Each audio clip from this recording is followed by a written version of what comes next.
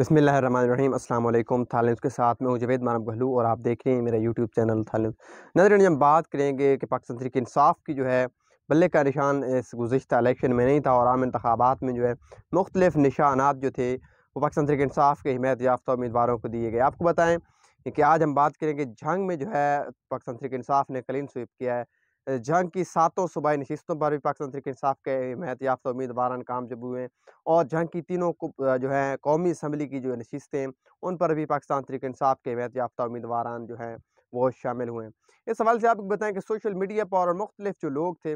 वो यही जो है यही उम्मीद कर रहे थे, उनकी तवक्कुआत यही थी। लेकिन पाकिस्तान तहरीक इंसाफ के जो वर्कर थे उन्होंने जो है मैंडेट दिया कि पाकिस्तान तहरीक इंसाफ की वाबस्तगी की वजह से और पाकिस्तान तहरीक इंसाफ पर जब बुरा वक्त आया तो ये जो इंतखाबात में हिस्सा लेने वाले ये शख्सियात थी, उम्मीदवारान थे, उन्होंने जो है पाकिस्तान तहरीक इंसाफ से अलहदगी इख्तियार नहीं की। जिस पर जो है पाकिस्तान तहरीक इंसाफ के वर्करों ने और पाकिस्तान तहरीक इंसाफ के जो वोटर्स थे उन्होंने जो है इन सारे उम्मीदवारों को जो है कामयाबी दिलवाई। इस सवाल से आपको बताएँ कि हल्का N108 से साहिबज़ादा महबूब सुल्तान साहब जिनका पैनल था, हाजी गुलाम अहमद गाडी साहब जो कि बलोच गिरोह के भी मुतफ़िका उम्मीदवार थे और पाकिस्तान तहरीक इंसाफ के भी जो है उम्मीदवार हिमायत याफ्ता उम्मीदवार थे और चारपाई के जो निशान था उस पर जो है वो इलेक्शन लड़ रहे थे। इसी तरह PP 131 तहसील 18 हज़ारी में मियां मोहम्मद आदम चेला साहब जो हैं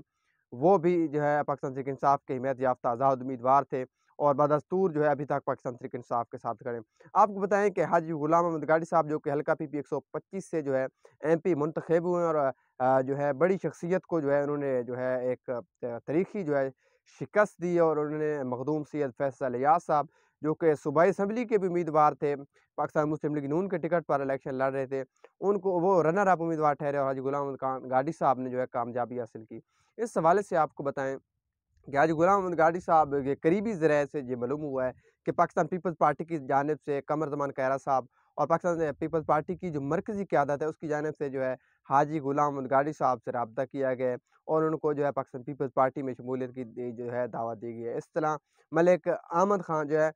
जो कि पाकिस्तान मुस्लिम लीग नून के मरकज़ी रहनुमा हैं, उनकी जानिब से जो है हाजी गुलाम अहमद गाडी साहब से राब्ता किया गया और पाकिस्तान मुस्लिम लीग नून में शमूलियत की दावत दी गई। लेकिन जो है उन्होंने जो है अब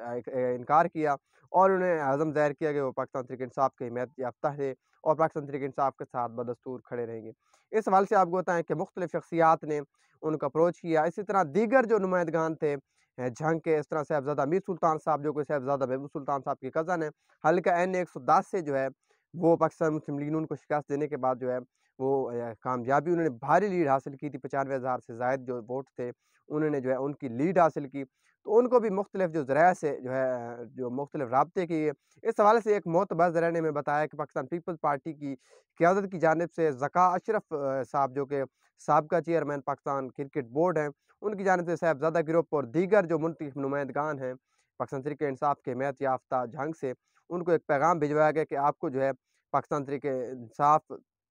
को छोड़ने के सूरत में आपको अगर पाकिस्तान पीपल्स पार्टी में आते तो आपको जो है वफाक में भी वज़ारतें दी जाएँगी और पंजाब में भी आपको जो है वज़ारतें दी जाएगी। लेकिन ताहाल जो है तमाम रहनुमाओं ने जो है बाकायदा तौर पर जो है